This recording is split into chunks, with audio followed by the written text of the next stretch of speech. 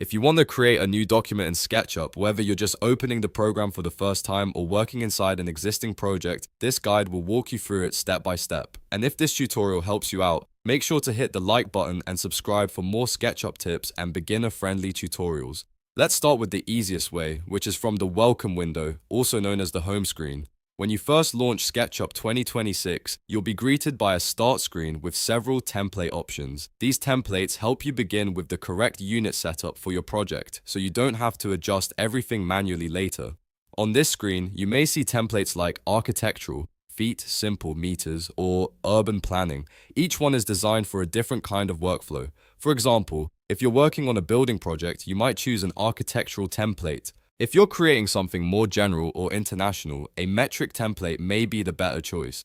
Before you open a new file, take a moment to look through the available templates. This is important because the template you choose determines the units, styles, and default settings for your new model. If you keep using the same setup often, SketchUp makes it easy to save time by letting you set a default. Next to each template, you'll also notice a little heart icon. If you click that heart, SketchUp will remember that template as your permanent default. That means every time you launch the program, it will automatically be ready with the template you prefer most. This is a great time saver, especially if you always work in the same unit system or project type. Once you've found the template you want, simply click the tile itself to create a new model. SketchUp will open a fresh blank workspace based on that template, and you'll be ready to start drawing, modeling, and building your design. Now let's go over the second method, which is useful if SketchUp is already open and you want to start a brand new project without closing the program. In that case, go up to the File menu at the top of the screen and click New.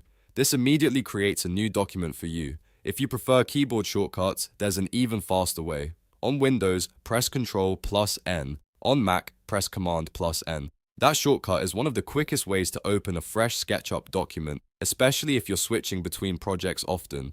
One thing to keep in mind is that File greater than New will usually open your default template, so if you've already set up your preferred template, SketchUp will use that automatically.